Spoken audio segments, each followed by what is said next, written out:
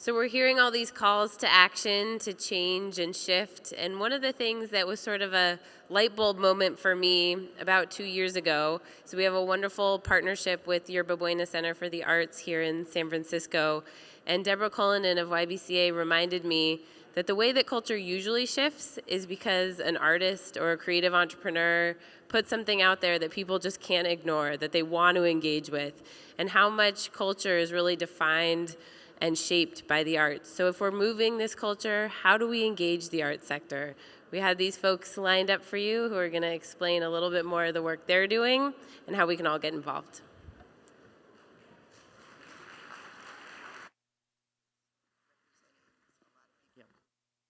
Hello. Hello. Please have a seat, friends. My name is Deborah, and I am the director of Yerba Buena Center for the Arts here in San Francisco, and I'm really pleased to welcome you to this afternoon closing SOCAP plenary. Have we had a good time? Excellent, excellent. I have the distinct pleasure, honor of sharing the stage with two people I consider to be among the greatest artists in our country today.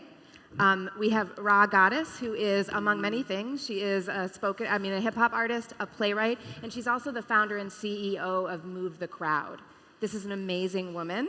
A little giving it up for Ra, who came all this way.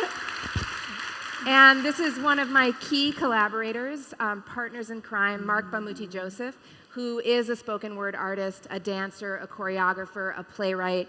He is many things. He is also one of my key collaborators at Yerba Buena Center for the Arts. So welcome to Marc.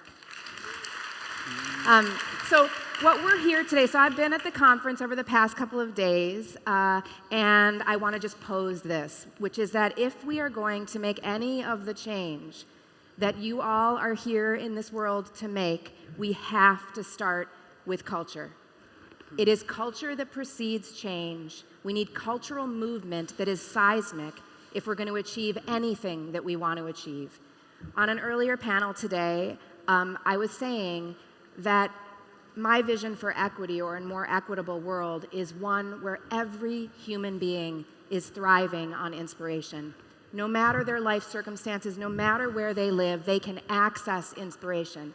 Because if all of the people who are living in this world today cannot access inspiration, how is it possible for them to see a future for themselves that is different than the one that they are living today? And without that, we aren't going to make change. We need inspiration and we need empathy. So what we're going to talk about today is cultural movement and the role of cultural movement in social impact and in change. So if I might, did we switch up what we're doing? Who's going first? I think Marc is going first. Am I going first? Marc's going to go first. Am I going over there? Is there a clicker? Yeah, we were looking for the clicker, right? Do we have a clicker? Magic. Yeah, there we go. Look. Where's the match? C? Love Thank that. you so much. And Cool. a round of applause for the clicker. Awesome. I'm going to go run this way. Do you want to get in here? So I think I'm just going to stand over here so I'm not completely blinded by the light. Is that okay? No, I can't do that? Wrong presentation. Wrong presentation. This is a group effort. We are in this together. There we go. Sweet. So my name is Bamuthi. I design and manage creative incubators for social change. Sometimes that means being commissioned by the Guggenheim Museum to orchestrate sports and culture clinics for immigrant youth. Sometimes that means curating international performance at Yerba Buena Center for the Arts. And sometimes that means producing environmental festivals in under-resourced parks around the country. My skill, I think, is in asking interesting and sometimes socially incongruous groups of people provocative questions. The right question can drive my work as an opera librettist for stage or as a community organizer in the town. My culture making is inquiry driven. What you're seeing are images from a festival called Life is Living, which to the naked eye looks like an eco-hip-hop festival in the hood, but it's actually an excuse to engage disparate community members and organizations and give them the opportunity to publicly respond to a single question. And that question is, what sustains life in your community? The answers are sometimes rooted in environmental sustainability, but they often veer towards the colloquial and the absurd. Frenchie's Chicken Shack sustains life in Houston, just like Beyonce does.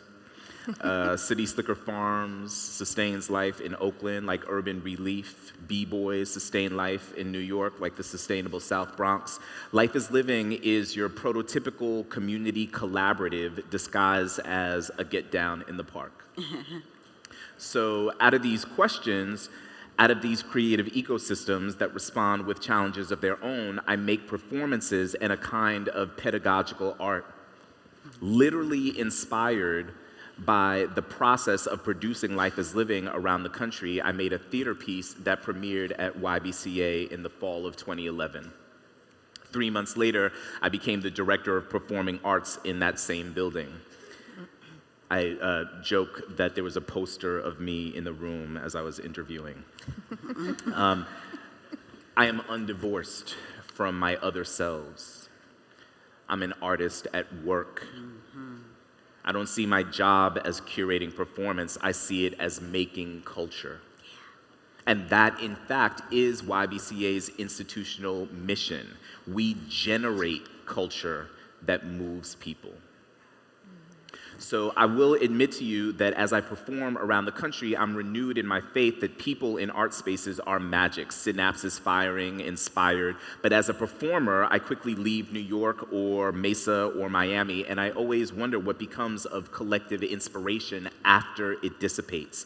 What if I could take the most inspired audience members home with me, network and collaborate with them over time? What change could we make together? So my story is this: I don't really trust art that doesn't bleed or sweat or cry. I imagine that my kids might live in a time when the most valuable commodities are fresh water and empathy.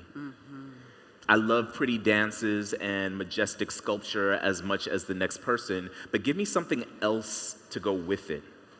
Lift me up with the aesthetic sublime and give me the tools to redeem that inspiration. I'm really lucky. I sit at a perch that's both administrative and iterative. In the last 5 years, I've made works for the Atlanta Ballet, the Chautauqua Symphony, the Opera Philadelphia, and in the same time period, I've been employed by an art center that expresses the same values that my art gets made from: inquiry, collaboration, aesthetics, and impact. My title, Chief of Program and Pedagogy, which is what happens when poets get to name themselves, it reflects as much. It suggests what I hope becomes an emergent truth for you all as you leave this conference. I hope that you don't expect artists to go off in isolation and be like weird or creative on Artist Island or whatever, and then come back from that island with bushfuls of transformation for us to pick and eat and be changed by. My story is that of an artist with an integrated practice of collaboration who in turn has been integrated into the true leadership of an institution, which in turn is taking civic leadership by thoughtfully and skillfully designing a structure for thinking and building creative partnerships. The people that are smart about this stuff call it social practice, but I say, let's just do what it takes. Thanks for your time. I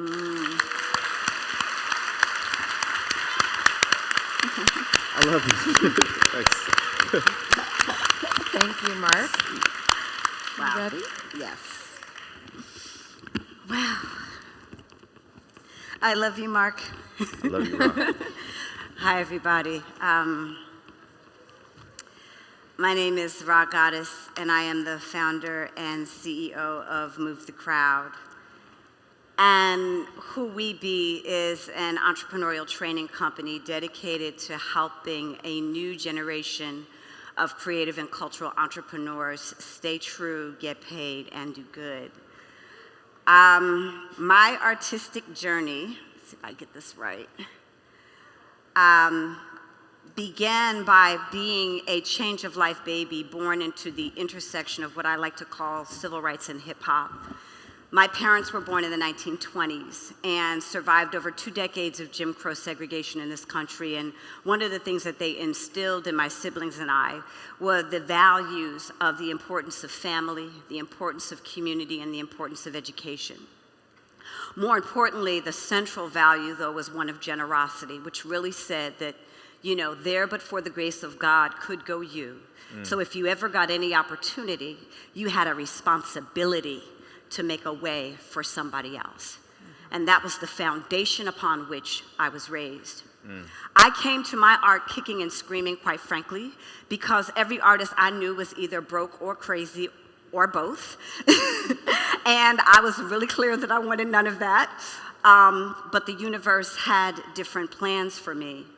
And in the moment and the time when I did come to my art, what I knew and I understood was that my art had to be used as a vehicle to support my activism, my commitment to wanting to create a world where everyone could thrive and prosper. And so I began the work of being a creative and cultural change agent, and I've had the privilege, as Marc, to work on the front lines of communities here in the United States, as well as abroad in various parts of the world.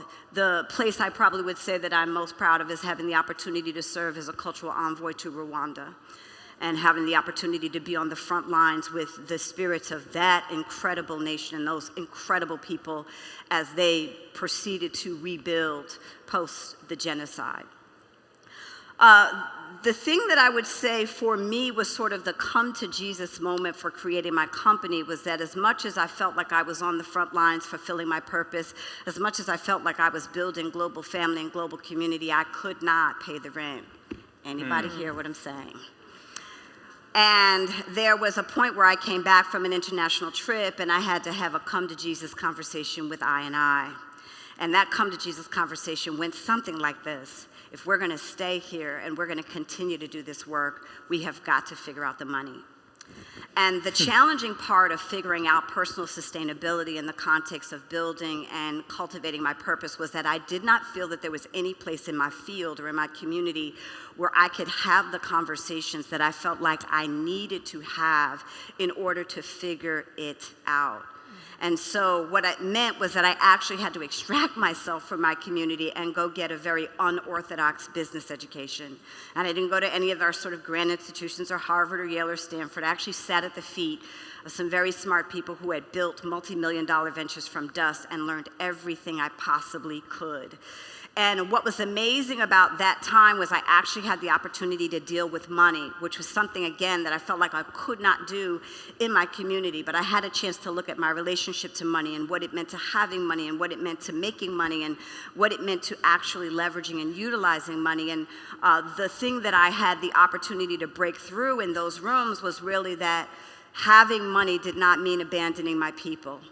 Having money and having resources actually meant that I could do more of what I wanted to do. I could have more impact. I could be more and do more of the things that I thought were really, really important.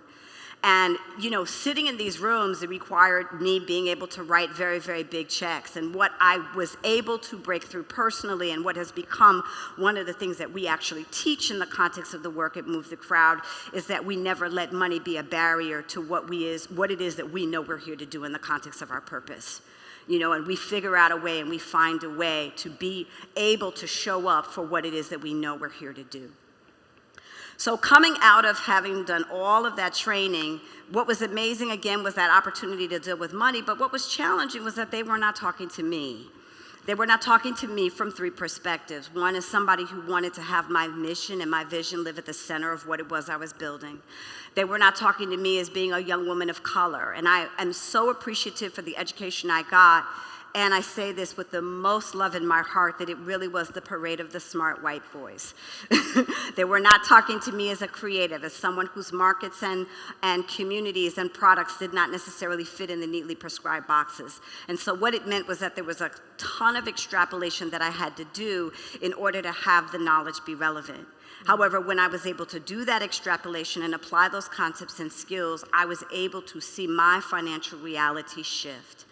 And I could hear my parents whispering in my ear, You got this, now it's your opportunity to share it.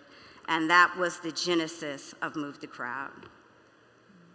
So our theory of transformation is when artists realize that they are in business and when they are empowered with the tools to create economically sustainable ventures, they are in a unique position to revolutionize economy and culture, to contribute to the viability of their communities while they inspire new models for how we live, work, play, and handle our business. Within the context of this work, we take in our curriculum what we call a whole self approach. And we have a saying and a mantra in our company, whole self equals whole success. We work with entrepreneurs at 3 stages of development: the emergent, which we affectionately call I have a dream; the established, which we affectionately call the show me the money stage; and then the experienced stage, which we affectionately call the I believe I can fly. And within the context of each of those stages, there is the commitment, if you're emergent, to really support the development of a strong plan; if you're established, to support the development of a strong model; and of course, if you're in the experience, to develop a strong model for you to scale. We serve the whole person because one of the things that we discovered, particularly as we began to engage with artists, was the first thing was many of them did not realize that they were in business. So to really be able to embrace this concept and this idea, and then to consider, if you are in business, what's the way that you want to do business? What is your vision for the kind of economy that you want to foster, the kind of relationships you want to have, the kind of individual you want to be in the context of what you're fostering? And how does the work that you're committed to become less transactional and more relational? And how do you become more forthright about the way that you want to work and operate and engage in the world, and allow that to influence the stakeholders that you're actually doing business with?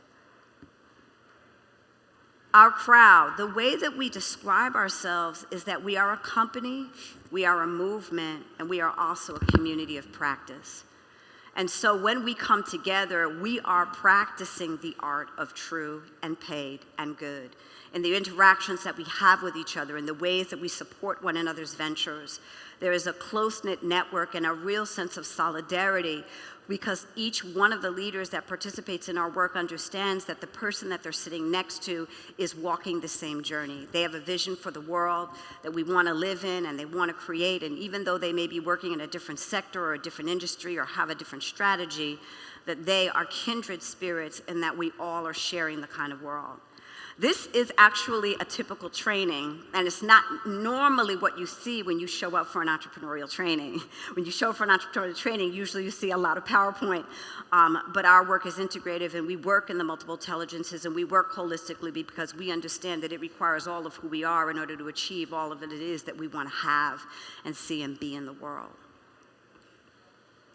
Who we work with individually in our individual work. So we talk about a conscious entrepreneurial movement, which is really our commitment to cultivate 1 million entrepreneurs who are dedicated to transforming the culture of capitalism and creating an economy that is more true and more paid and more good. And this is one of our entrepreneurs, Reshma Sajani, who is the founder and CEO of Girls Who Code. We've had the privilege to work with Reshma over 4 years as she has taken on the commitment to move the needle on girls and STEM. Her culture shift is about gender parity in tech. And over the course of the last 4 years, Girls Who Code has grown from an organization that had an operating budget of about 1.4 million to an operating budget of over 15 million. When they began the work with us, they were working with about 160 girls last year. They worked with over 40,000 young women, teaching them to code and then implanting them in technology companies where they actually have frontline experience in developing products and services.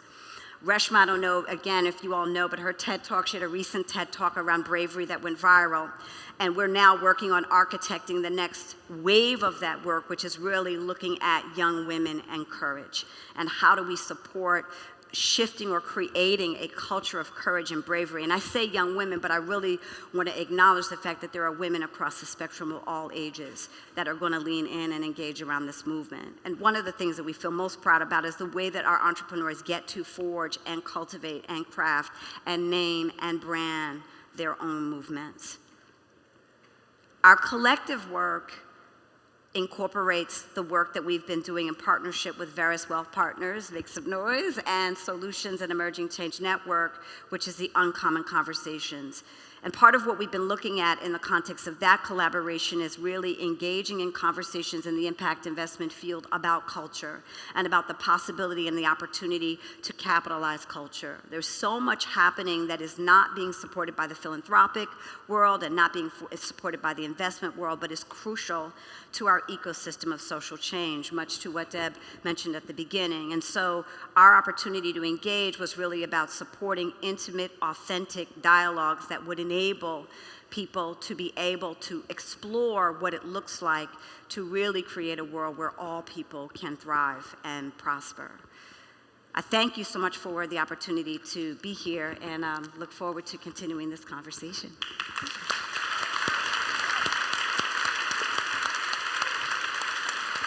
So we have just a couple of minutes left, and I wanted to see what I could do. I'm sitting in the middle, but I wanted to see what I could do to just encourage a little bit of conversation between the two of you amazing people. A couple things that I'm hearing. One, I feel like there's a movement growing. There's something happening. There's similarities in work from different parts of the country. And the other thing that I'm hearing a lot, that I'm hearing at this conference a lot and in the world a lot, is who we are in our whole selves. We are artists, we are entrepreneurs, we are change makers. These are things that we put into a toolkit that we then deploy in order to make the change or have the impact in the world that we want to have. So talk a little bit about, both of you, about what you're, either respond to each other if you want to do that, or just what you're both seeing in terms of where we're going. What's happening? Where are we going? I think it's exciting. Yeah, I think that the place that we want to go is to a place of collaboration, and I think that there's a difference between networking and collaboration. Yeah. That this space, for instance, might be a place to connect, but collaboration is values-based and relationship-based and takes place over time.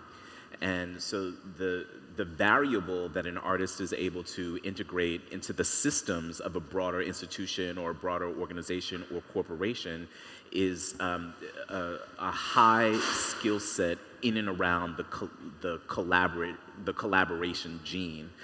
In order to make an album, in order to make a play, in order to make a dance, the kinds of yielding that has to happen, combined with a heightened vision, are useful tools for us, I think, in any economic proposition. So I think that the thing that you're feeling from both of us is a desire to bring people together in holistic ways to deepen relationship beyond the kind of typical platforms of performer to audience, but to think about audience as community and network, not just as a kind of instant community that disappears as soon as the lights go down. Mm-hmm. Yeah. I think the other piece for me inside of what Marc is saying as well is recognizing that there is work that we have to do to build our internal capacity to be able to do that, because sometimes the yielding is not so easy. But I do believe that we're in a time where, we are seeing what we would call these macro movements, meaning we're seeing these ultra conveners, very similar to SOCAP, where various interests are coming together. And I think the opportunities are to look at how do we create intimacy, how do we create authenticity, vulnerability in our interactions so that we're exchanging hugs quicker than we're exchanging business cards. And we're really talking about the things that matter most to us. That's great. So on that note, time is up. Can you believe it? But I just want to say this, SOCAP. Artists can see things. They can imagine things. They remind us that it isn't in the ability to imagine something, in the ability to make something, and then in the ability to collaborate around that vision that we move forward as human beings. Right. So please help me just give a big round of applause to Ra and to Marc. Thanks. Thank you.